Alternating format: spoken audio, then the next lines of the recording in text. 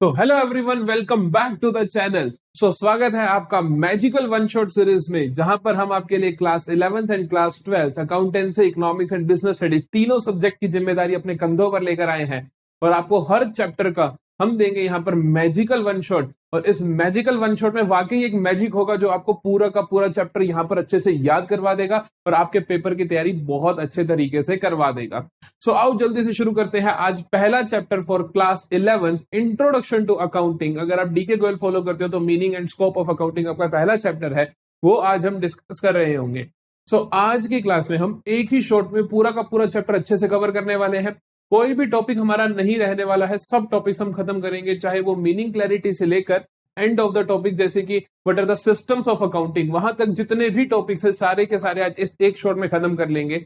आपसे एक ही रिक्वेस्ट है, आपको एक ही काम करना है, जितने भी वन शॉट आ रहे हैं सारे के सारे साथ के साथ सुनने हैं, उनको डिले नहीं करना, क्योंकि अब बैकलॉग रखने का टाइम नहीं रहा है। सारे के सारे वन शॉट आपको साथ साथ करने हैं और उनके नोट्स बना लेने हैं, ताकि जब भी आपको रिवीजन करनी हो तो उन नोट्स को उठाओ और बात खत्म हो जाए।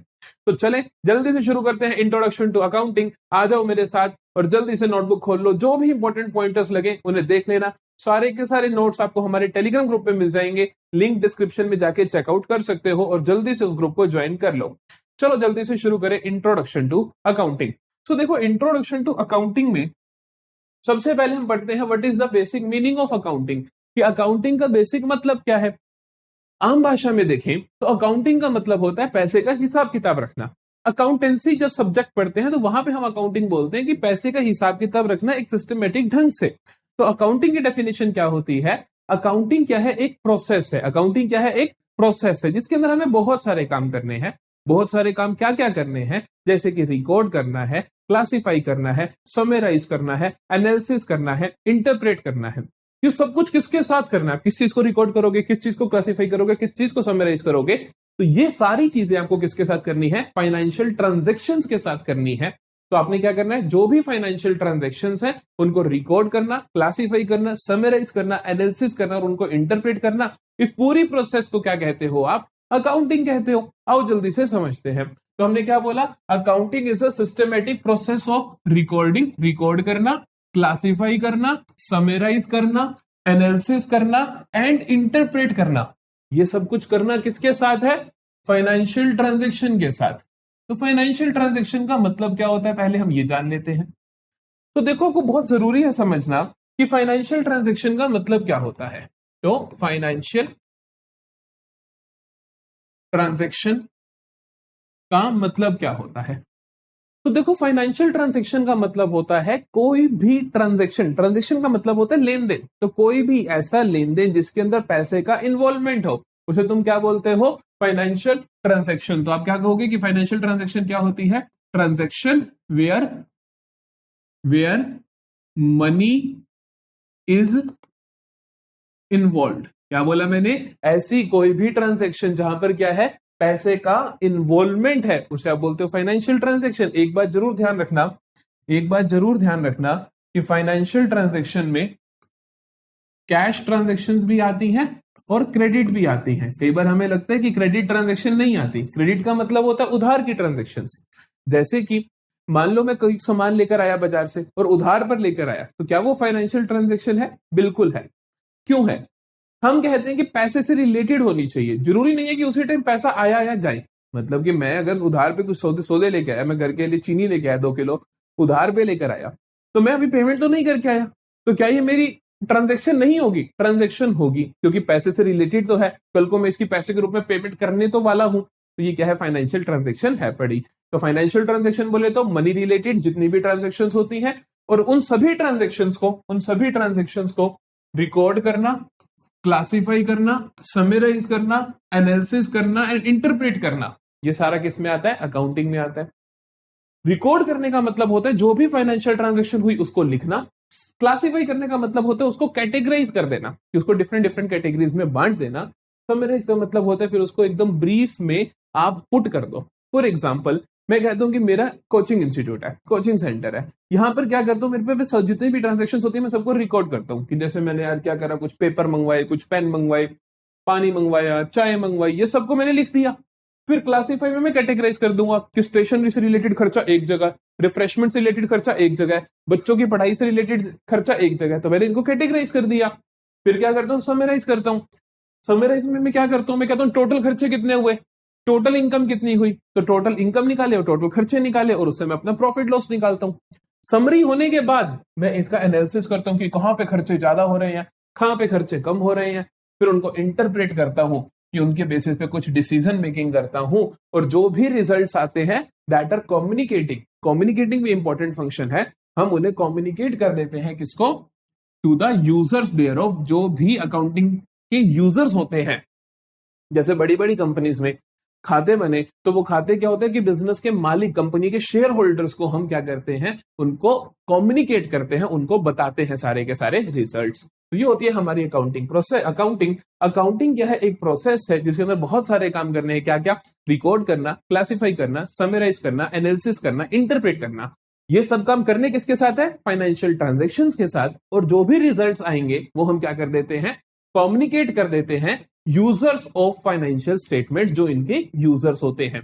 यूजर्स में कौन कौन आते हैं वो हमारा एंड में टॉपिक भी आएगा, अभी थोड़ा सा देखते हैं। यूजर्स होते हैं बेसिकली जो उनका यूज करेंगे। यूज कौन कौन करते हैं, मालिक बिजनेस के, क्रेडिटर्स जो बिजनेस को लोन देना चाहते हैं, बैंक, फाइनेंशियल इंस्टीट्यूशंस, एम्प्लॉयज देखना चाहते हैं, गवर्नमेंट को टैक्सेस लेने होते हैं, गवर्नमेंट देखना चाहती है, तो ये सभी लोग यूज करते हैं। ये क्या क्या इंफॉर्मेशन देती है अकाउंटिंग हमें, क्या क्या चीजें आपके पास अवेलेबल थी, आपने कैसे कैसे उनका यूटिलाइज किया, मतलब कि आपके पास क्या क्या रिसोर्सेज थे, आपने उनको कैसे यूटिलाइज किया और क्या क्या आपको उनसे रिजल्ट मिले। तो अकाउंटिंग हमें ये सारी चीजें बताती है। अकाउंटिंग का मतलब क्लियर हुआ। अब हम समझते हैं what is the difference between accounting and accountancy. हमें ये तो समझ आते हैं कि सर अकाउंटिंग क्या हुई, अकाउंटिंग एक प्रोसेस है जिसमें बहुत सारे काम करने हैं, फाइनेंशियल ट्रांजेक्शन के साथ करने हैं, कामों की लिस्ट तुम्हें पता है। अब बात करते हैं अकाउंटिंग और अकाउंटेंसी में डिफरेंस क्या है। तो देखो, अकाउंटेंसी सब्जेक्ट है तुम्हारा, अकाउंटिंग एक प्रोसेस है तुम्हारी।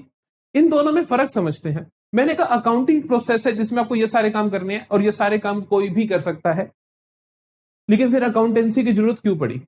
आपने देखो, accounting is a systematic process, वो एक सिस्टमेटिक प्रोसेस है। और कोई भी सिस्टमेटिक प्रोसेस होती है तो वो कुछ रूल्स एंड रेगुलेशंस पे बेस्ड होती है। मैं कहूं कि किसी भी काम को करने का सिस्टमेटिक तरीका है। सिस्टमेटिक तरीका का मतलब होता है कि हर बंदा उस काम को सेम तरीके से करेगा। आप भी अकाउंट्स वैसे बनाओगे जैसे अकाउंट्स मैं बनाऊंगा, आपका दोस्त भी अकाउंट्स वैसे बनाएगा जैसे आप बनाओगे। तो ये सिस्टम डेवलप कैसे होगा, ये सिस्टम जो होता है वो बेस्ड होता है on the rules and regulations. और वो जो रूल्स एंड रेगुलेशंस होते हैं वो कौन देता है, हमें अकाउंटेंसी सब्जेक्ट देता है। तो अकाउंटेंसी सब्जेक्ट की डेफिनेशन क्या होती है, accountancy is a subject matter. Accountancy क्या है, सब्जेक्ट मैटर है which teaches us how to do accounting. जो हमें क्या सिखाता है कि अकाउंटिंग करनी कैसे है। क्या बोला मैंने, अकाउंटेंसी क्या है, subject matter which teaches us how to do accounting. क्योंकि अकाउंटिंग एक प्रोसेस है और सिस्टमेटिक प्रोसेस होने के लिए उसको कुछ रूल्स एंड रेगुलेशंस की जरूरत होगी। वो रूल्स एंड रेगुलेशंस कौन प्रोवाइड करता है, अकाउंटेंसी प्रोवाइड करता है। तो अकाउंटेंसी की वजह से होता क्या है, इट ब्रिंग्स यूनिफॉर्मिटी। अकाउंटेंसी क्या लेकर आती है, अकाउंटेंसी क्या लेकर आती है, इट ब्रिंग्स यूनिफॉर्मिटी। तो अकाउंटेंसी की वजह से समानता आती है कि सभी लोग खाते बनाते हैं सिमिलर तरीके से, सेम मैनर से। समझ गए, चलो आगे चलते हैं। एट्रीब्यूट्स, कैरेक्टरिस्टिक्स या प्रोसेस ऑफ अकाउंटिंग, कुछ भी बोलते हैं आपको। क्या what are the attributes of accounting, what are the characteristics of accounting, what are the features of accounting, या वो बोले what is the process of accounting. आपको पता है ना पूरी प्रोसेस। अभी आपने देखा था अकाउंटिंग प्रोसेस जिसमें बहुत सारे काम करने हैं, किसके साथ करने हैं, फाइनेंशियल ट्रांजैक्शंस के साथ। तो पहला काम क्या हुआ, पहचानो कौन सी ट्रांजैक्शन फाइनेंशियल है। मैंने क्या बोला, अकाउंटिंग प्रोसेस है जिसमें बहुत सारे काम करने हैं, किसके साथ, फाइनेंशियल ट्रांजैक्शन। तो पहला काम क्या होगा, पहचानो कौन सी फाइनेंशियल ट्रांजैक्शन है। दूसरे पे रिकॉर्ड करो, फिर क्लासिफाई करो, फिर समराइज करो, फिर एनालिसिस करो, फिर इंटरप्रेट करो, फिर कम्युनिकेट करो, बात ही खत्म। इसके बीच कई लोग लिख देते हैं कि मेजरमेंट भी, इसमें मेजरमेंट भी है, बिल्कुल। तो देखो, पहला स्टेप बड़ा सिंपल है कि आप क्या करोगे, आइडेंटिफाई करोगे फाइनेंशियल ट्रांजैक्शंस की, कौन कौन सी फाइनेंशियल ट्रांजैक्शन है। आइडेंटिफाई करने के बाद हम क्या करते हैं, मेजर करते हैं कि ये पता तो चल गया कि ये फाइनेंशियल ट्रांजैक्शन है। फिर हम देखते हैं कि इसकी वैल्यू कितनी है। पैसे के रूप में कीमत कितनी है। मैंने कहा यार मैंने सामान बेचा, किसी को फाइनेंशियल ट्रांजेक्शन है, उसको मेजर तो करोगे ना, कितने का बेचा, 500 का बेचा, 700 का बेचा, 1000 का बेचा, तो दूसरा काम मेजरमेंट। फिर उसको आपने पहचाना ये फाइनेंशियल ट्रांजेक्शन है, आपने पहचाना ये कितने की फाइनेंशियल ट्रांजेक्शन है, तो उसके बाद आप क्या करोगे, रिकॉर्ड करोगे। क्या करोगे, रिकॉर्ड करोगे। रिकॉर्ड करेंगे, फिर क्लासिफाई करेंगे मतलब कैटेगराइज करेंगे, फिर समरी करेंगे, फिर उसका एनालिसिस करेंगे, रिजल्ट्स निकालेंगे, और फिर जो भी रिजल्ट्स आएंगे कम्युनिकेट कर देंगे। कम्युनिकेट किसको करते हो, यूजर्स ऑफ अकाउंटिंग इंफॉर्मेशन को। समझते हो। थोड़ा अगर आपने अब तक आपने ज्यादा पढ़ लिया होगा तो देखो रिकॉर्डिंग कहां पे करते हैं हम, रिकॉर्डिंग कहां करते हैं, जो आपने जर्नल पढ़ा, जो आपने जर्नल पढ़ा वहां पे आप रिकॉर्डिंग करते हो। सर क्लासिफाई कहां करते हैं, क्लासिफाई बेटा जो आपने लेजर पढ़ा, जो आपने लेजर पढ़ा जहां पे आपने सबके खाते बनाए, तो वो आप क्या कर रहे हो, क्लासिफाई कर रहे हो कि एक बंदे के नाम के अंदर उससे रिलेटेड जो भी ट्रांजेक्शन आपने वहां पे लिख दी। सर समराइज कहां पे पढ़ा हमने, समराइज अभी तुमने नहीं पढ़ा, लेकिन तुम तो क्लास 11 के एंड पे जाओगे तो वहां पे फाइनल अकाउंट्स बनाओगे, जिसमें तुम क्या करोगे, प्रॉफिट लॉस निकालोगे। जिसमें तुम क्या करोगे बेटा, प्रॉफिट लॉस निकालोगे, तो उसे आप क्या बोलते हो, समरी बोलते हो। समरी का मतलब क्या होता है कि हमने देखा टोटल इनकम कितनी है, हमने देखा टोटल खर्चे कितने हैं, उसका जो नेट इफेक्ट आया वो प्रॉफिट या लॉस होगा, तो वो क्या हो गया, मेरा समरी हो गया। फिर आता है एनालिसिस एंड इंटरप्रिटेशन। ये 12th क्लास में सीखोगे आप कि किस तरीके से एनालिसिस किया जाता है, पूरी किताब आ जाएगी एनालिसिस ऑफ फाइनेंशियल स्टेटमेंट, वहां पे सीखोगे। फिर कम्युनिकेट, कि जो भी आपके रिजल्ट्स आए वो यूजर्स को कम्युनिकेट कर दो। यहां तक कोई प्रॉब्लम तो नहीं किसी बच्चे को, देख लो आराम से, जल्दी से स्क्रीनशॉट ले लो इसका। अगली चीज आती है भाई मेरे पास, that what are the objectives of accounting. Accounting के ऑब्जेक्टिव्स क्या है, अकाउंटिंग सब्जेक्ट बना ही क्यों है। देखो बड़ी बेसिक सी मेजर ऑब्जेक्टिव अगर मैं तुम्हें बताऊं कि the most important objective accounting का क्या है, तो मोस्ट इंपॉर्टेंट ऑब्जेक्टिव है अकाउंटिंग का टू ब्रिंग यूनिफॉर्मिटी। क्या है, टू ब्रिंग यूनिफॉर्मिटी। मैं यूनिफॉर्मिटी क्यों बोल रहा हूं तुम्हें, यूनिफॉर्मिटी का मतलब होता है समानता लेकर आना। हम ऐसा कहते हैं कि पैसे का हिसाब किताब कोई भी रख सकता है, लेकिन सभी लोग अपने अपने तरीके से रखेंगे, जिसकी वजह से जो रिजल्ट्स आएंगे उन पे भरोसा नहीं कर पाएंगे। मान लो आप कहते हो कि सर मैं खाते बना रहा हूं, अपने तरीके से बना रहा हूं, इतना मेरा प्रॉफिट है, मैं पे कैसे भरोसा कर लूं। लेकिन आप जैसे ही बोलोगे सर मैंने इसकी आईटीआर फाइल करी है, मैंने गवर्नमेंट को इसका ब्यौरा दिया है, तो मैं उस पर भरोसा कर लूंगा। तो मतलब कि अकाउंटिंग क्या करती है, अकाउंटेंसी ऐसा सब्जेक्ट क्या करता है, यूनिफॉर्मिटी लेकर आता है। यूनिफॉर्मिटी मतलब सभी लोग सिमिलर तरीके से सेम मैनर में पैसे का हिसाब किताब रखें। तो यूनिफॉर्मिटी मेन ऑब्जेक्टिव है। और भी ऑब्जेक्टिव्स हैं कि सिस्टमेटिक तरीके से अकाउंट्स बन जाए। देखो क्या लिखा हमने कि मेंटेनिंग अकाउंटिंग रिकॉर्ड्स, कि हम अकाउंटिंग रिकॉर्ड्स को अच्छे से मेंटेन कर पाए। हमारी मेमोरी को रिप्लेस करता है, वरना हमें सब कुछ याद रखना पड़ता, लेकिन हमने रिकॉर्ड कर लिया तो अब हमें याद नहीं रखना पड़ेगा। क्या कहते हैं, recording all financial transaction systematically and chronologically. Chronologically का मतलब होता है डेट वाइज, ताकि हमें पता चल सके किस तारीख को कौन सी ट्रांजेक्शन हुई है। फिर कहता है आपको determining profit loss. Profit loss जानने के लिए कि ईयर एंड आ जाए तो हम जान सके कि मेरा बिजनेस में प्रॉफिट हो रहा है या लॉस हो रहा है, मेरे खर्चे ज्यादा हैं या इनकम ज्यादा है। इनकम ज्यादा है खर्चों से तो प्रॉफिट है, खर्चे ज्यादा इनकम से तो लॉस है। तीसरी चीज हम कहते हैं determining financial position. Financial position, देखो प्रॉफिट लॉस को जानने को आप क्या बोलते हो, डिटरमिनिंग प्रॉफिट लॉस को आप क्या बोलते हो, फाइनेंशियल परफॉर्मेंस। ये बहुत इंपॉर्टेंट है। Whenever you see a question like this, आपका ना भाई एक कर्तव्य बनता है, 3 पॉइंट्स तो लिखने ही लिखने हैं। पहला यूनिफॉर्मिटी, यूनिफॉर्मिटी जरूर लिखना है। दूसरे पे ये जरूर लिखना है फाइनेंशियल परफॉर्मेंस, और तीसरे पे फाइनेंशियल पोजीशन। ये तो इंपॉर्टेंट है, ये इन तीनों को आप छोड़ ही नहीं सकते, सबसे ऊपर 3 चमकने चाहिए। डिटरमिनिंग प्रॉफिट लॉस मतलब फाइनेंशियल परफॉर्मेंस, कि बिजनेस ने परफॉर्म कैसे किया ये जानना जरूरी है। फाइनेंशियल पोजीशन का मतलब होता है हमारे बिजनेस की फाइनेंशियल पोजीशन कैसी है। फाइनेंशियल पोजीशन का मतलब होता है मेरे बिजनेस में कितनी एसेट है, कितनी लायबिलिटी है, कितनी मेरी संपत्ति है, कितना मुझे देनदारी है। लायबिलिटीज मतलब मेरे को कितना पैसा देना है लोगों का। तो ये दोनों चीजें बहुत इंपॉर्टेंट है। तो फाइनेंशियल परफॉर्मेंस मतलब प्रॉफिट लॉस, फाइनेंशियल पोजीशन मतलब एसेट लायबिलिटी का स्टेटस। दोनों बातें समझ आती हैं। तो ascertaining assets liabilities and capital at particular date, कि हम बता सके कितनी कितनी एसेट लायबिलिटी है। फिर आता है, फिर आप जो मर्जी लिख सकते हो, आपकी मर्जी है। फैसिलिटेटिंग मैनेजमेंट, फैसिलिटेटिंग एम्प्लॉइज, जो मर्जी लिखो। फैसिलिटेटिंग मैनेजमेंट की मैनेजमेंट को हेल्प होती है। अकाउंटिंग जब रेडी होती है तो उससे हम काफी चीजों को इंटरप्रेट कर लेते हैं, जिसके बेसिस पे हम डिसीजन ले सकते हैं कि क्या कौन सी डिपार्टमेंट हमारा अच्छा चल रहा है, कौन सा डिपार्टमेंट हमारा खराब चल रहा है। कौन से जगह पे हमें प्रॉफिट हो रहा है, किस प्रोडक्ट में हमें लॉस हो रहा है, तो वो सारी बातें मैनेजमेंट को हेल्प करती हैं। फिर आता है providing accounting information to users. हमने शुरुआत में ही बात की थी कि हम लास्ट में क्या करते हैं, कम्युनिकेट करते हैं जो भी हमारे रिजल्ट्स हो। तो यहाँ पर हम यही तो कह रहे हैं कि जो भी फाइनेंशियल इंफॉर्मेशन होगी वो हम अपने यूजर्स को कम्युनिकेट कर देंगे। फिर कहता है protecting business assets, business asset को प्रोटेक्ट करना, क्योंकि जब आप अकाउंट्स बनाते हो तो आप हर एसेट को रिकॉर्ड कर पाते हो, आप देख पाते हो कि इसकी वैल्यू क्या है, समय समय पर आप उसको रीवैल्यू भी करते हो कि जैसे आज मैंने कोई चीज खरीदी 1 लाख की, फिर मैं 1 साल बाद देखता हूँ इसकी रीवैल्यू की आज क्या रेट चल रहा है, मैं उसको रीवैल्यू कर लेता हूँ। तो इससे हेल्प होती है कि मैं सही वैल्यू ऑफ बिजनेस की एसेट्स का ध्यान रख पाता हूँ। कोई चोरी चकारी हो तो पता चल जाएगा कि मेरे पास लिखा हुआ है कि मेरी इतनी इन्वेंट्री है, अगर कम ज्यादा हुई तो मैं चेक कर सकता हूँ। तो ये हमारी सारे के सारे ऑब्जेक्टिव्स होते हैं। आपको ऑब्जेक्टिव सिर्फ इतने पे ही नहीं रुकना, आप और भी लिख सकते हो अपनी मर्जी से, कोई प्रॉब्लम नहीं है। ठीक है, आगे देखो, what are the functions of accounting. Accounting के काम क्या है। सोचो जो ऑब्जेक्टिव्स थे, ऑब्जेक्टिव्स मतलब पर्पस क्या है किसी चीज के बनने का, तो फंक्शंस मतलब वो क्या क्या काम करते हैं। तो जनरली काफी सिमिलर होने वाले हैं ना, कि मैंने कहा कि ऑब्जेक्टिव किसी बंदे का उद्देश्य ये है, ये काम करने का ये ऑब्जेक्टिव है, तो उसका फंक्शन मतलब वो ये काम कर रहा है। तो फंक्शंस ऑफ अकाउंटिंग आप ऑब्जेक्टिव से ही निकाल सकते हो कि फंक्शंस क्या क्या है अकाउंटिंग के। मेंटेनिंग सिस्टमेटिक रिकॉर्ड मेंटेन करना, determining financial performance, determining financial position, ये फंक्शन ही तो है कि उसको फाइनेंशियल पोजीशन जाननी है, फाइनेंशियल परफॉर्मेंस जाननी है, तो ये सारे फंक्शंस भी होते हैं। आओ देखिए, मेंटेनिंग सिस्टमेटिक रिकॉर्ड, लो सेम आ गया। अगला देखो, प्रिपेयरिंग फाइनेंशियल स्टेटमेंट्स और फाइनल अकाउंट्स। फाइनेंशियल स्टेटमेंट या फाइनल अकाउंट्स को ऑटोमेटिकली मतलब होता है फाइनेंशियल स्टेटमेंट या फाइनल अकाउंट्स, इनको ऑटोमेटिकली मतलब यही होता है कि प्रॉफिट एंड लॉस अकाउंट बना दो भैया, प्रॉफिट एंड लॉस अकाउंट बना दो एंड बैलेंस शीट बना दो।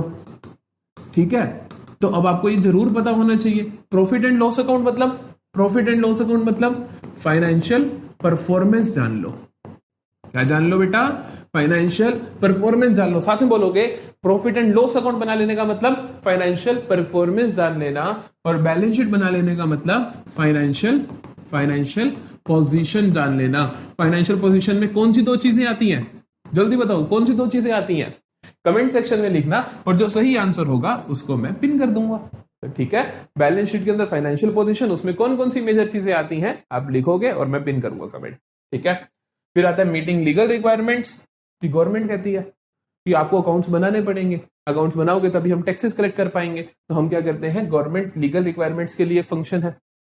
कम्युनिकेटिंग द फाइनेंशियल इंफॉर्मेशन, बिल्कुल सेम ऑब्जेक्टिव से ही पढ़ा ना हमने पॉइंट, ऑब्जेक्टिव हमने ये पॉइंट भी पढ़ा, ये पॉइंट भी पढ़ा, ये पॉइंट भी पढ़ा, ये वाला पॉइंट आप ऑब्जेक्टिव में भी लिख सकते हो, तो दोनों का आंसर आप सेम याद कर सकते हो, कोई प्रॉब्लम नहीं है। असिस्टेंट मैनेजमेंट भी पढ़ा है ना, ये भी पढ़ा ना हमने, अभी पढ़ा ना, अभी हमने पढ़ा ना असिस्टेंट टू मैनेजमेंट, कहाँ गया, ये रहा, फैसिलिटेटिंग मैनेजमेंट, है कि नहीं, फैसिलिटेटिंग मैनेजमेंट, तो असिस्टेंट टू मैनेजमेंट। तो ऑब्जेक्टिव्स और फंक्शंस बिल्कुल सेम है, कोई फर्क नहीं है, और ये हमारी कॉमन सेंस भी हमें कहती है कि जिस चीज का जो ऑब्जेक्टिव होगा वही उसका काम भी होगा। ठीक है, अगला आता है अपने पास, what are advantages of accounting. अब एडवांटेज तुम लिख सकते हो, क्या क्या फायदा हुआ, देखो अकाउंटिंग आने से क्या क्या फायदा हुआ।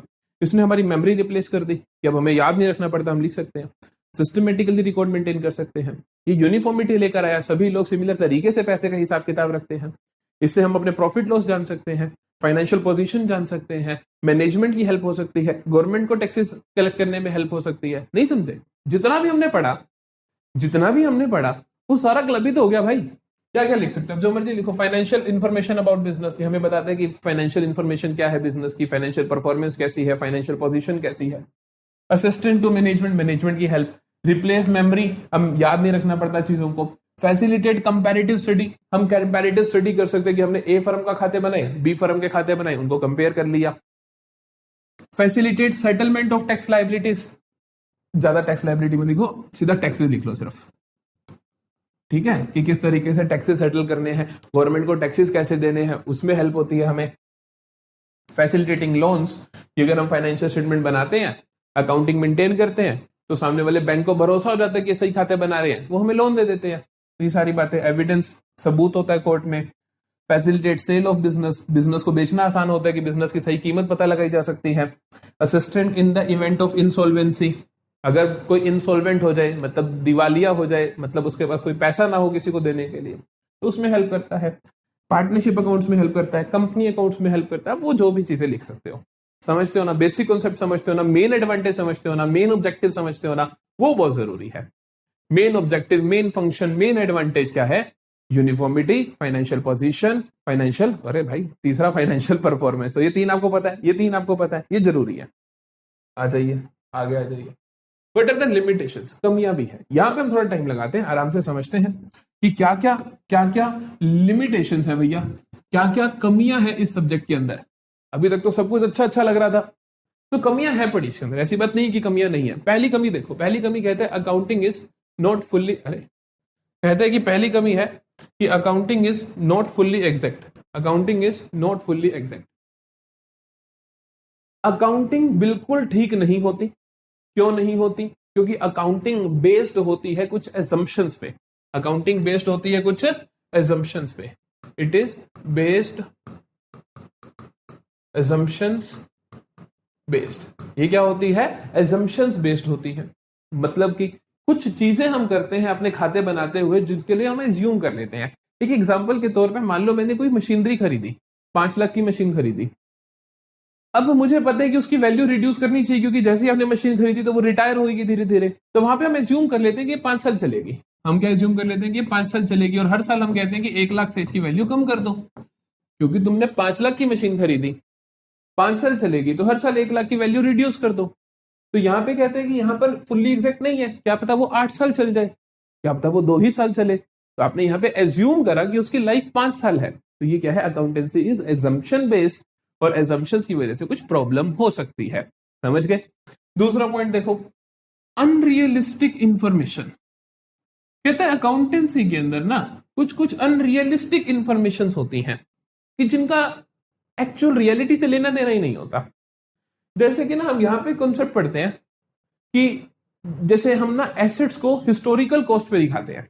हिस्टोरिकल कॉस्ट प्रिंसिपल हम आगे पढ़ेंगे। इसका मतलब ये होता है कि मैंने जो चीज जितनी खरीदी उतनी की दिखाऊंगा। फॉर एग्जांपल, मैंने लैंड खरीदी 5 लाख रुपीस की, कोई लैंड खरीदी, तो कहते हैं कि हिस्टोरिकल कॉस्ट के हिसाब से आप वो 5 लाख की ही दिखाते रहोगे हर साल।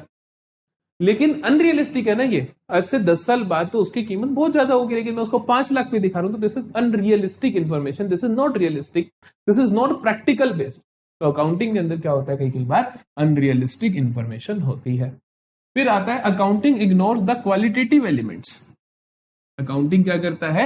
इग्नोर करता है क्वालिटेटिव एलिमेंट्स को। हमने एक चीज पढ़ी, अकाउंटिंग की प्रोसेस, याद करो जल्दी से। अकाउंटिंग की प्रोसेस में सबसे पहला काम क्या था? सबसे पहला काम क्या था? Identify the financial transactions. Identify करोगे आप फाइनेंशियल ट्रांजेक्शंस को, तो इसका मतलब जो फाइनेंशियल ट्रांजेक्शन नहीं है वो तो तुम्हारे खातों में नहीं आई, तो आपने क्वालिटेटिव एस्पेक्ट्स को इग्नोर कर दिया। एग्जाम्पल के तौर पे accounting does not record. Accounting क्या रिकॉर्ड नहीं करती है? क्या नहीं रिकॉर्ड करती? कि जैसे कि management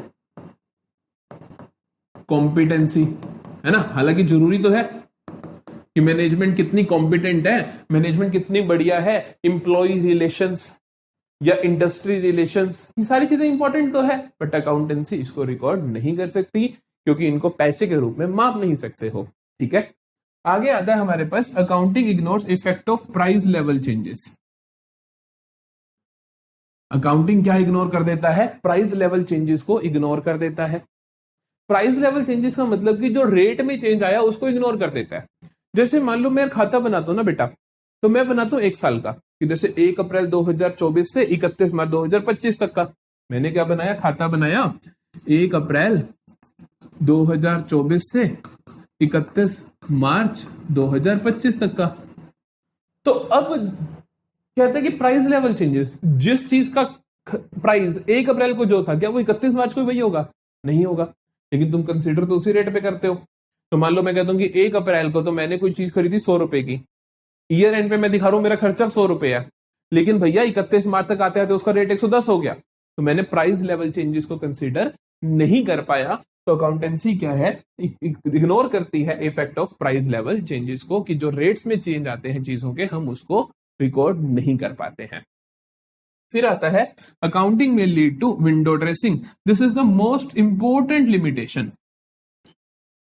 this is the most important limitation आपसे पेपर में पूछा जाएगा, अगर फिल इन द ब्लैंक्स में या ट्रू फॉल्स में सबसे ज्यादा इंपॉर्टेंट है। विंडो ड्रेसिंग का मतलब होता है कि भैया मेरी विंडो तो बहुत बेकार है, घर की खिड़की बिल्कुल बेकार है, लेकिन मैंने उसके आगे पर्दे बड़े सुंदर टांग दिए, तो मैंने विंडो को क्या कर दिया, ड्रेस कर दिया। विंडो ड्रेसिंग का मतलब होता है मैनिपुलेट करना अकाउंटिंग रिकॉर्ड्स को in order to show good things. ये मैं अच्छा दिखा रहा हूं कि हालांकि मेरी खिड़की का अगर पीछे देखो तो बिल्कुल बेकार है, लेकिन पर्दा इतना सुंदर लगा दिया जैसे पता नहीं अंबानी के घर बैठे हो, है ना भाई। तो इसे हम क्या बोलते हैं, मैनिपुलेट कर देना, जो है उसको ना दर्शाकर कुछ और दिखाना। तो हम विंडो ड्रेसिंग का मतलब क्या होता है, मैनिपुलेटिंग अकाउंटिंग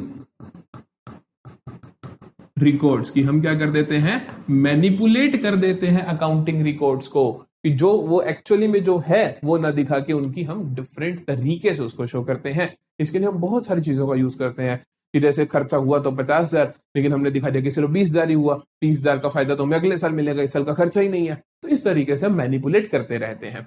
समझ आई सारी की सारी लिमिटेशंस। चलो भाई आगे चलते हैं। अब बात करते हैं what are the branches of accounting. Accounting की 3 ब्रांचेस होती हैं, जल्दी से समझो, 1 मिनट लगेगा। अकाउंटिंग की 3 ब्रांचेस होती हैं। पहली होती है हमारे पास फाइनेंशियल अकाउंटिंग, फिर होती है कॉस्ट अकाउंटिंग, फिर होती है मैनेजमेंट अकाउंटिंग। तो बेसिकली देखो फाइनेंशियल अकाउंटिंग का मतलब होता है जहां पे मेरी अकाउंटिंग का पर्पस है बिजनेस के प्रॉफिट लॉस निकालना और बैलेंस शीट बनाना, फाइनेंशियल पोजीशन जानना, एसेट लायबिलिटी का स्टेटस जानना। तो फाइनेंशियल अकाउंटिंग जो हम पढ़ने वाले हैं क्लास 11, क्लास 12, अगर बीकॉम करते हो तो वहां के भी पहले सेमेस्टर में तुम फाइनेंशियल अकाउंटिंग बहुत अच्छे से पढ़ रहे होगे। तो फाइनेंशियल अकाउंटिंग क्या हुई, जिसके अंदर आपका पर्पस क्या है, प्रॉफिट लॉस जानना और बैलेंस शीट जानना, एसेट लायबिलिटी का स्टेटस जानना। फिर आती है कॉस्ट अकाउंटिंग, नाम से समझ आता है कॉस्ट। कॉस्ट का मतलब होता है कीमत, कि कोई चीज की आपको क्या कीमत पड़ रही है। मान लो मैंने एक चेयर खरीदी और उसको आगे बेचा, खरीदी मैंने 200 में, बेची मैंने 300 की। तो कॉस्ट अकाउंटिंग के अंदर हम क्या रिकॉर्ड करते हैं कि उसकी कॉस्ट क्या पड़ रही है, कि 200 रुपए की पड़ रही है। कॉस्ट अकाउंटिंग का ज्यादातर फायदा हम देखने को मिलता है जहां पर बिजनेसेस लॉन्ग टर्म तक का प्रोजेक्ट होता है। जैसे मान लो मैंने क्या करा, मैंने एक टेंडर ले लिया सड़क बनाने का, सड़क बनाने में लगेंगे 10 साल, ये तो है नहीं कि 4 महीने में बन जाएगी। तो वो 10 साल तक मैं उसकी कॉस्ट को किस तरीके से अकाउंट करूंगा, कितनी कॉस्ट को किस साल दिखाऊंगा, वो सारा हम पढ़ते हैं कॉस्ट अकाउंटिंग में, जो कि आप पढ़ोगे अपने बैचलर्स के फोर्थ सेमेस्टर में, मतलब सेकंड ईयर का सेकंड सेमेस्टर में। तो this is your cost accounting. तीसरी आती है management accounting.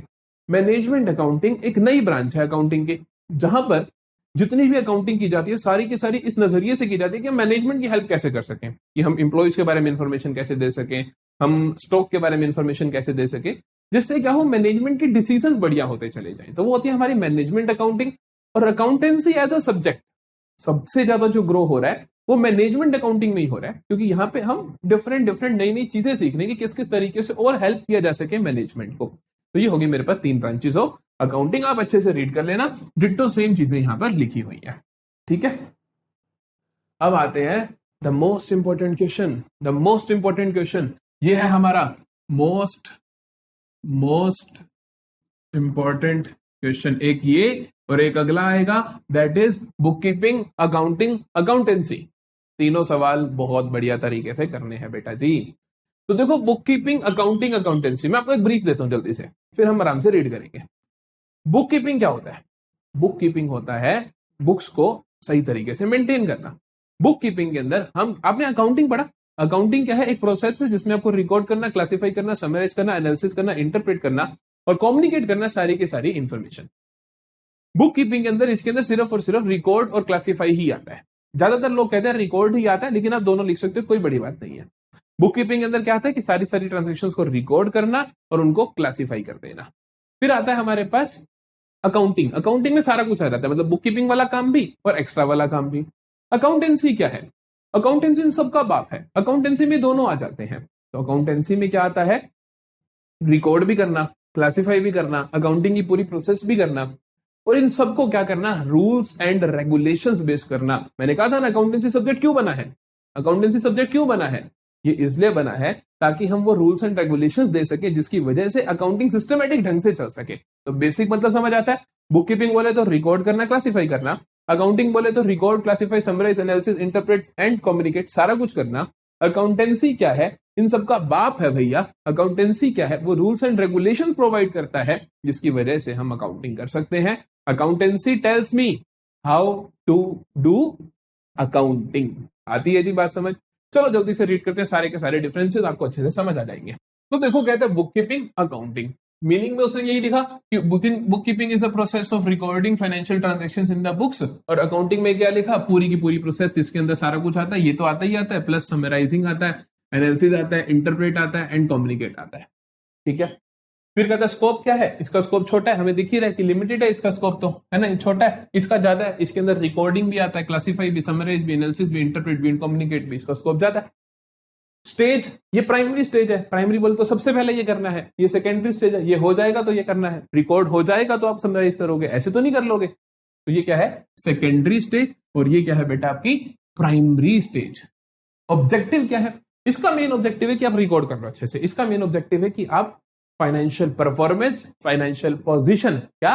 Financial performance, financial position, to ascertain the financial position. अरे परफॉर्मेंस भी लिखोगे, परफॉर्मेंस भी लिखोगे, है ना। फाइनेंशियल परफॉर्मेंस कौन बताता है? फाइनेंशियल परफॉर्मेंस कौन बताता है? और फाइनेंशियल पोजीशन कौन बताता है? कमेंट सेक्शन में लिखो, जल्दी जाओ। ठीक है, nature of job, routine and clerical, ये रोजाना का काम, और कोई भी कर सकता है, इसके लिए कोई ज्यादा स्किलफुल बंदा नहीं चाहिए। एनालिसिस करने के लिए भैया स्किलफुल बंदा चाहिए होता है। तो ये एनालिटिकल काम है, डायनामिक काम है, मतलब बदलता रहता है। ये तो रूटीन का काम है, क्लरिकल काम है, रोज का काम है। तो इसके लिए कोई खास बंदा जरूरत नहीं है। यहाँ पे एक मैकेनिकल बंदा भी चलेगा, लेकिन यहाँ पे एक एनालिटिकल बंदा चाहिए, क्रिएटिव बंदा चाहिए।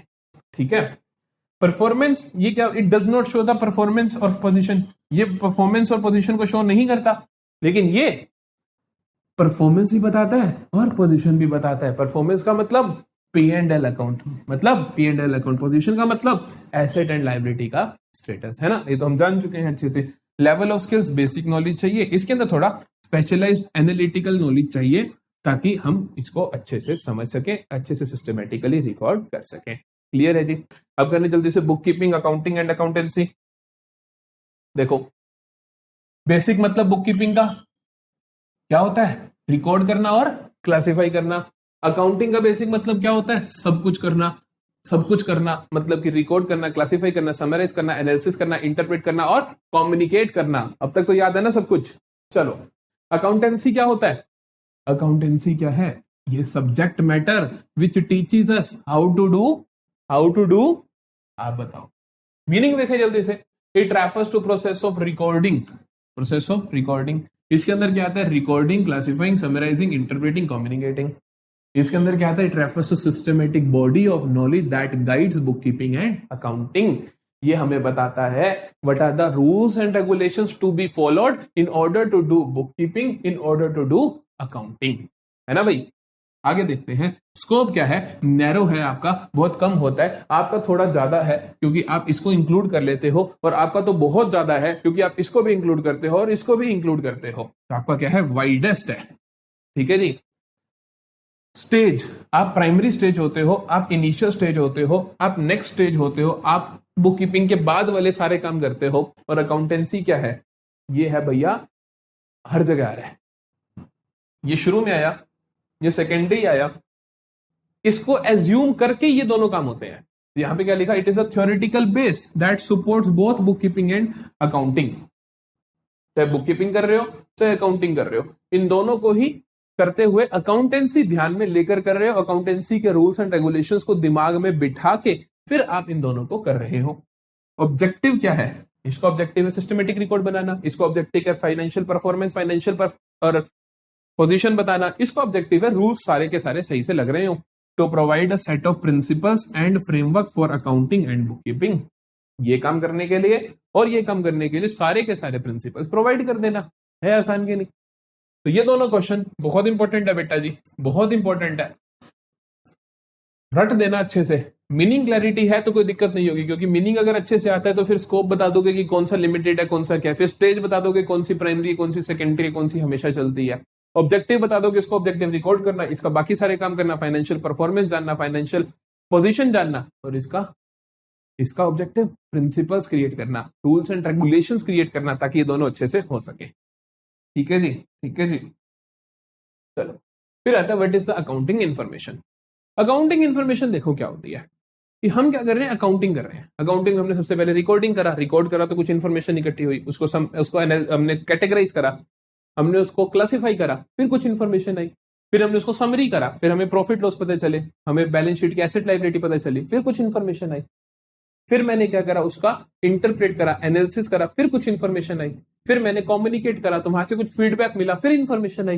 ये सारी इन्फॉर्मेशन को आप क्या बोलते हो, अकाउंटिंग इन्फॉर्मेशन बोलते हो। अब इसकी डेफिनेशन इस तरीके से लिखते हो कि अकाउंटिंग इन्वॉल्व्स मेनी स्टेप्स, और हर स्टेप पे कुछ ना कुछ इन्फॉर्मेशन कलेक्ट होती है, उस सारी इन्फॉर्मेशन को हम क्या बोलते हैं, अकाउंटिंग इन्फॉर्मेशन बोलते हैं। बहुत सिंपल, अब यहां से भी रीड कर सकते हो, कोई बड़ी बात नहीं है, ठीक है। देखो लिखा हुआ, each step in the process of accounting generates information, generation of information is not an end of in itself. ये खत्म नहीं होता क्योंकि सब फीडबैक्स आती रहती हैं। It is a way to facilitate the communication of information. समझ गए? तो आपको समझ आया अकाउंटिंग इन्फॉर्मेशन क्या होती है। अब बात करते हैं what are the types of accounting information, किस किस तरीके की अकाउंटिंग इन्फॉर्मेशन देखने को मिलती है। तो सबसे पहले वो कहते हैं आपको इंफॉर्मेशन ऑन फाइनेंशियल परफॉर्मेंस, कि भैया बिजनेस ने परफॉर्म कैसे किया। अब प्लीज मैं नहीं बताऊंगा, तुम्हें पता है फाइनेंशियल परफॉर्मेंस का मतलब पता है ना तुम्हें। फाइनेंशियल परफॉर्मेंस का मतलब पता है तुम्हें, क्या कि प्रॉफिट लॉस, क्या कि प्रॉफिट लॉस। दूसरी इंफॉर्मेशन फाइनेंशियल पोजीशन, बोलो पोजीशन बोले तो एसेट लायबिलिटी, एसेट लायबिलिटी कहां दिखती, बैलेंस शीट में दिखती। Information on cash flows, cash flows बोले तो कैश का इनफ्लो आउटफ्लो, कि कितना कैश आ रहा है, कितना कैश जा रहा है, उसके बारे में इंफॉर्मेशन। क्योंकि बिजनेस के अंदर ना कई बार ऐसा होता है कि प्रॉफिट है लेकिन कैश नहीं है, लॉस है लेकिन कैश है पड़ा। ऐसा कैसे हो सकता है? देखो मैंने 10,000 रुपए का सामान खरीदा, कैश देकर आया मैं पेमेंट, मैंने वही सामान 12,000 का बेच दिया, उधार पे बेच दिया।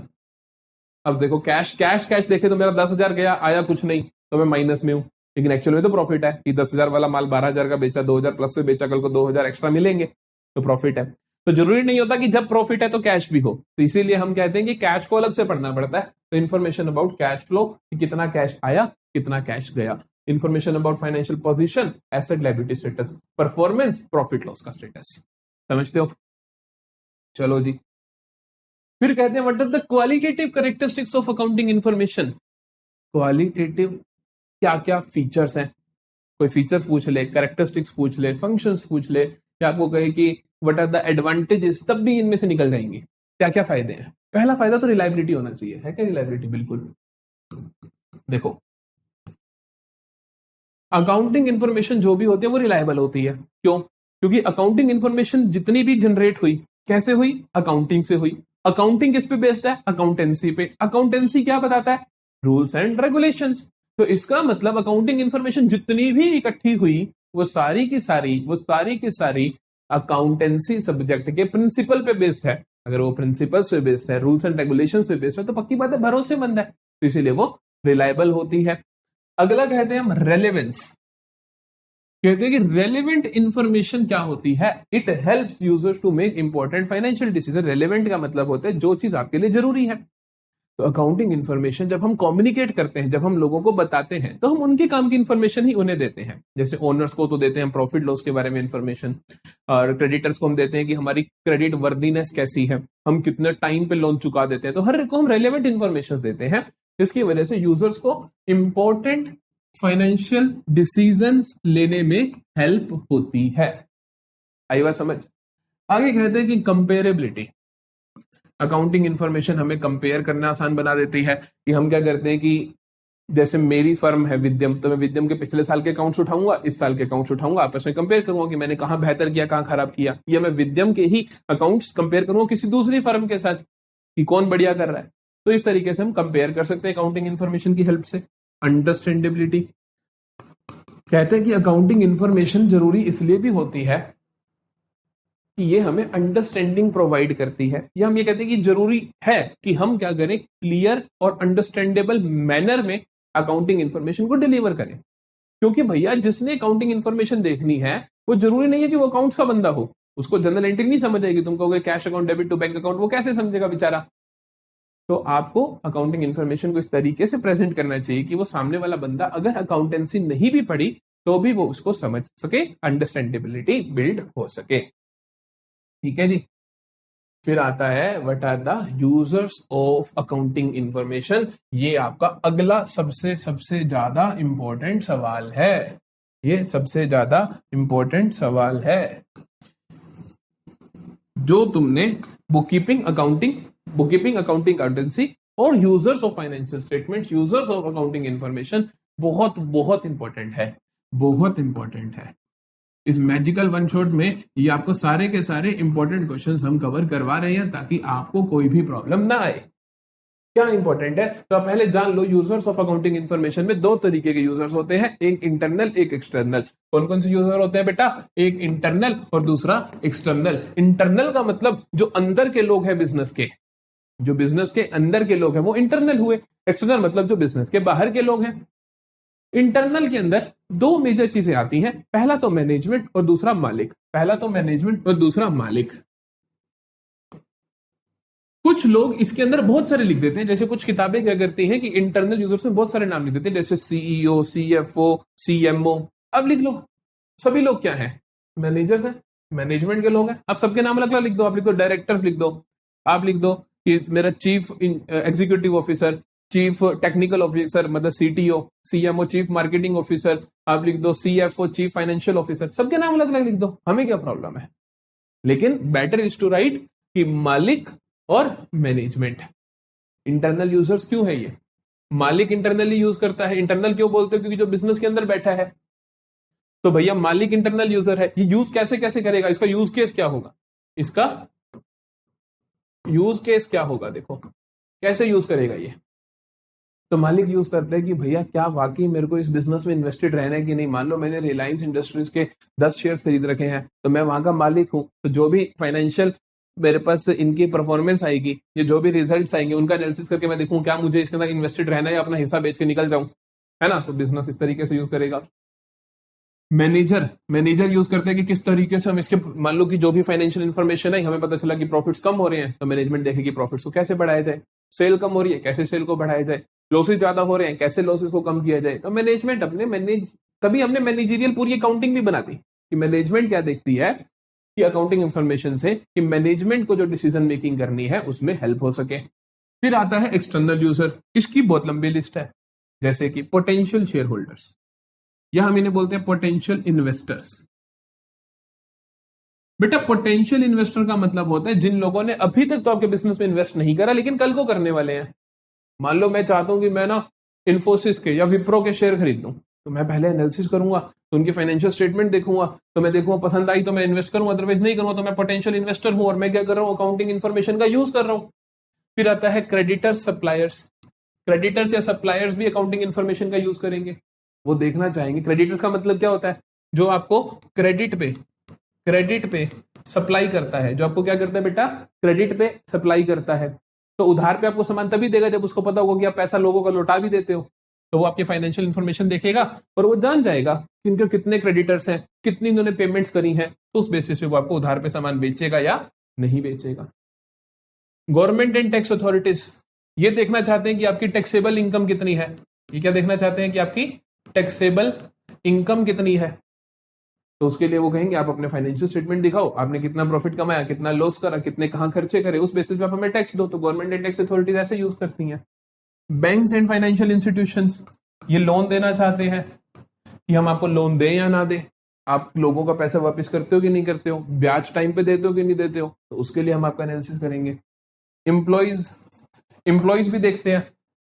आप देखो कि कोई फर्म डूबने वाली हो तो उसके एम्प्लॉयज अपने आप ही छोड़ देते हैं कि भैया पता है कल को डूब जाएगी, हमारी सैलरी नहीं आएगी। तो एम्प्लॉयज देखते हैं कि क्या मेरे बिजनेस के फाइनेंशियल्स बिल्कुल ठीक है, क्या मुझे इस कंपनी में रहना चाहिए या निकल जाना चाहिए। तो एम्प्लॉयज भी देखते हैं। रिसर्चर्स फॉर रिसर्च पर्पसेस कि रिसर्च पर्पस होता है इनका कि हम रिसर्च करना चाहते हैं कि कैसे चल रहा है बिजनेस, या वो इसकी फाइनेंस किसी भी बिजनेस को देखना बताना चाहते हैं कि हाँ जी ये बढ़िया चल रहा है, ये खराब चल रहा है। जैसे आपने यूट्यूब पे देखा होगा कितने सारे यूट्यूबर्स हैं जो आपको बिजनेस केस स्टडीज पढ़ाते हैं तो वो आपको क्या सिखाते हैं, इन्हीं की रिसर्च करते हैं, इनके फाइनेंशियल स्टेटमेंट्स के बेसिस पे सारी रिसर्च करते हैं और आपको बताते हैं। तो ये क्वेश्चन बहुत इंपॉर्टेंट है, मैंने आपको बहुत अच्छे तरीके से समझा दिया है, आपको एक एक चीज आनी चाहिए। Last but not least, systems of accounting. Accounting को करने के सिस्टम क्या है? दो तरीके के सिस्टम होते हैं, बहुत ध्यान से सुनना। एक होता है सिंगल एंट्री सिस्टम, एक होता है double entry system. Single entry system में हम क्या करते हैं, जितनी भी ट्रांजेक्शन्स होती हैं उनका सिर्फ एक ही एस्पेक्ट नोट डाउन करते हैं। कोई भी ट्रांजेक्शन हुई तो हम देखते हैं कि उसमें कैश कितना गया या कैश कितना आया। दूसरा हम करते हैं कि जो जितने भी पर्सन इन्वॉल्व है उनके खाते बनाते हैं। तो मतलब कि मान लो मैंने क्या करा कि आज 100 रुपए का सामान बेचा, तो मैं उसका एक एस्पेक्ट लिखूं कि मेरे पास कैश 100 रुपए आया। डबल एंट्री अकाउंटिंग सिस्टम क्या होता है, हर ट्रांजेक्शन के दो एस्पेक्ट लिखते हैं। जैसे कि मान लो मैंने सामान बेचा, तो एक तो वो लिखेगा कैश कितना आया, और दूसरा एक और खाता बनाएगा जिसे वो लिखेगा मैंने सेल्स कितनी करी, सेल्स और कैश। तो डबल एंट्री सिस्टम में क्या होता है, हर ट्रांजेक्शन के दो एस्पेक्ट नोट किए जाते हैं, एक डेबिट होता है एक क्रेडिट होता है। लेकिन सिंगल एंट्री सिस्टम में किसी भी ट्रांजेक्शन का एक ही एस्पेक्ट नोट डाउन करते हैं, दोनों से रिजल्ट सही निकलते हैं। ये नहीं कि सिंगल एंट्री सिस्टम में रिजल्ट सही नहीं निकलते, बट एनालिसिस करना डबल एंट्री में आसान होता है। डबल एंट्री सिस्टम ज्यादा साइंटिफिक बेस्ड होता है, ज्यादा साइंस बेस्ड होता है, और आसान रहता है सिंगल एंट्री सिस्टम, क्योंकि इसके अंदर एक ही एस्पेक्ट लिखना है। तो छोटे मोटे बिजनेस के लिए सिंगल एंट्री सिस्टम बढ़िया है, बड़े बिजनेस के लिए डबल एंट्री सिस्टम बढ़िया है। ये सारी बातें आपको पता होनी चाहिए। जल्दी से यहाँ पे और भी देख लेते हैं। तो डबल एंट्री सिस्टम में क्या होता है, every transaction is recorded in two accounts. For example, when we buy something, we record what we got and also how we paid for it. This method helps in keeping a complete and proper, ये क्या है, complete and proper record रखने में help करता है of all business activities. It is widely used because it shows a clear picture of profits and loss and financial position of the business. Businesses that want correct and complete accounting information always follow this system. जिनको चाहिए बढ़िया information वो यही करते हैं। हमारी class 11th के अंदर जितनी भी अकाउंटिंग है हम डबल एंट्री सिस्टम में करेंगे। क्लास 12th की अकाउंटिंग डबल एंट्री सिस्टम में करेंगे। क्लास 11th में एक आखिरी चैप्टर आएगा जहां पे हम आपको सिंगल एंट्री सिखा देंगे करना कैसे है। तो ये क्या है, सिंगल एंट्री सिस्टम के अंदर क्या कहता है आपको, is a very simple way of recording only the most important transactions. Most important का मतलब है कि most important aspect of transaction, ये नहीं कि आधी ट्रांजेक्शन लिखनी बंद कर देते हैं, नहीं। हम क्या करते हैं, सिर्फ और सिर्फ इंपोर्टेंट एस्पेक्ट, जो इंपोर्टेंट बात होती है वो रिकॉर्ड करते हैं उसकी। In this we usually record just the cash transaction, सिर्फ और सिर्फ कैश लिखते हैं। एंड डिटेल्स ऑफ पीपल, मैंने बोला ना सिर्फ लोगों के नाम जिनसे उधार पे सामान खरीदा या बेचा। whom we owe money, जिनको हमने पैसा देना है या जिनसे हमने पैसा लेना है। It does not record all the details like double entry system, so we don't get the full picture. हमें full picture नहीं मिलती है। It is mostly used by small shopkeepers, छोटे shopkeepers और businesses से ये follow करते हैं। समझ आया कि डबल एंट्री सिस्टम और सिंगल एंट्री सिस्टम क्या होता है। तो यहां पर हम आते हैं एंड ऑफ द लेक्चर। तो हमने भैया पूरा का पूरा चैप्टर शानदार तरीके से कवर कर लिया है। अगर तुम्हें पसंद आया हो तो कमेंट सेक्शन में जरूर बताकर जाना। और ये नोट्स अगर देखना चाहते हो तो सारे के सारे नोट्स आपको हमारे टेलीग्राम ग्रुप पे मिल जाएंगे। जल्दी से जाओ डिस्क्रिप्शन में और लिंक पे क्लिक करके आप टेलीग्राम ग्रुप ज्वाइन कर लो। हमारी प्लेलिस्ट को आप सेव कर लो। अगर आप इन सभी के डिटेल लेक्चर्स देखना चाहते हो तो वो भी आपको मिल जाएंगे। हमारी तीनों सब्जेक्ट की अकाउंटेंसी, इकोनॉमिक्स, बिजनेस स्टडीज के प्लेलिस्ट के लिंक आपको नीचे मिल जाएंगे। जल्दी से प्लेलिस्ट को सेव कर लो। कोई भी टॉपिक इन डेप्थ देखना चाहते हो तो वहां से आप जाकर देख सकते हो। मिलेंगे नेक्स्ट लेक्चर में जहां पर हम दूसरा चैप्टर बहुत अच्छे से कवर करेंगे एक ही शॉट में, that is basic accounting term. तब तक बस आप बहुत अच्छे से पढ़ाई करते रहो, मन लगाकर, दिल लगाकर पढ़ाई करो। कोई भी प्रॉब्लम आए तो कमेंट सेक्शन में बोलो, हमारे टेलीग्राम ग्रुप में बोलो, हम आपकी हेल्प करने के लिए हमेशा तैयार बैठे हैं। तो मिलेंगे अगली वीडियो में, तब तक के लिए ऑल द बेस्ट।